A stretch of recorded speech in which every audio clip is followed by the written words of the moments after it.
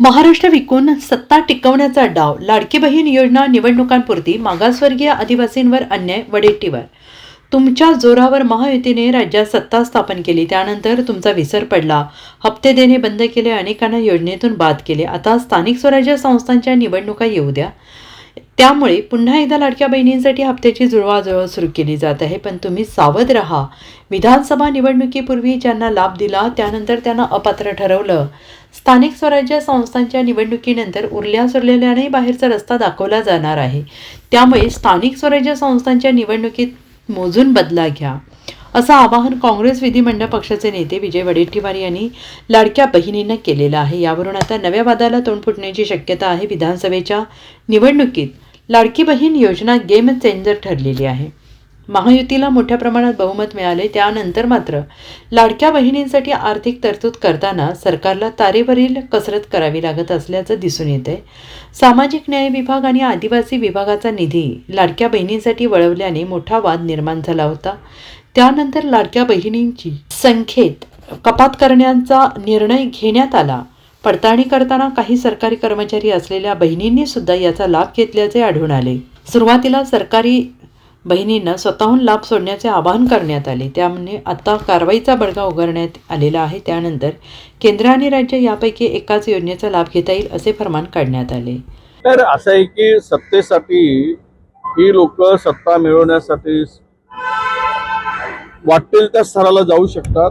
हे आता महाराष्ट्र संपूर्ण कर्जाच्या खाईत लोटल्यानंतर दिसायला लागलाय. लोकप्रिय घोषणा करत असताना आपल्या तिजोरीत काय आहे याचा विचार करून निर्णय होण्याची आवश्यकता होती. परंतु निवडणुकीच्या तोंडावर ज्या योजनांचा सपाटा सुरू केला आणि राज्याला बर्बाद केलं, राज्याला आर्थिकरित्या कमकुवत केलं, कर्जबाजारी केलं, हे उद्या हे सत्ता मिळवण्यासाठी महाराष्ट्राला विकतील अशा प्रकारची स्थिती राज्याची आणून ठेवलेली आहे. आणि यासाठी आज जे कर्ज दिसत आहे ते 9 लाख कोटीच्या घरात आहे. आणि या पलीकडे जाऊन लोकांची देणे आहेत ते जर पाहिलं तर 10 लाख कोटीच्या वरचं कर्ज आहे. आणि मला वाटतं की पुन्हा 2-3 वर्ष या कर्जातून राज्य बाहेर काढणं कठीण आहे. केंद्र सरकार दर वर्षाला कर्ज वाढवून परवानगी देत असतं.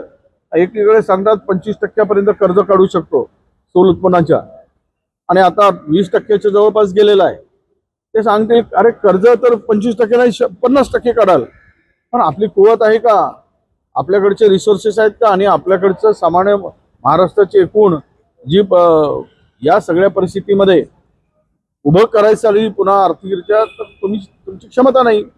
आणि दुसरी महत्वाची गोष्ट की या योजना राबवत असताना तुम्ही मागासवर्गीयावर अन्याय करताय, आदिवासीवर अन्याय करताय, त्यांच्या सगळ्या योजनांना कात्री लावलेली आहे, त्यांचा निधी पडवला आहे. जे काही संविधानात्मक अधिकार जो होता तो सुद्धा म्हणजे त्याला संविधानाने दिलेल्या घटनात्मक अधिकाराची सुद्धा ही पायमल्ली करतायत. आणि अशा प्रकारे राज्याला बर्बाद करण्याचं काम सुरू झालं आहे. इन्फ्रास्ट्रक्चरच्या नावावर कमिशनखोरी प्रचंड वाढली आहे. एखादा कामाचं एस्टिमेट जर 200 कोटी असेल तर ते वाढवून 400 कोटी केलं जातं, आणि वरचे 200 कोटी रुपये सरकारचे सगळे मिळून आपल्या घशात घालत आहेत. तर यामुळं उद्या महाराष्ट्राची स्थिती भयानक वाईट होईल, आणि याला ही जबाबदार माहिती. Bureau report, SBN Marathi, Mumbai.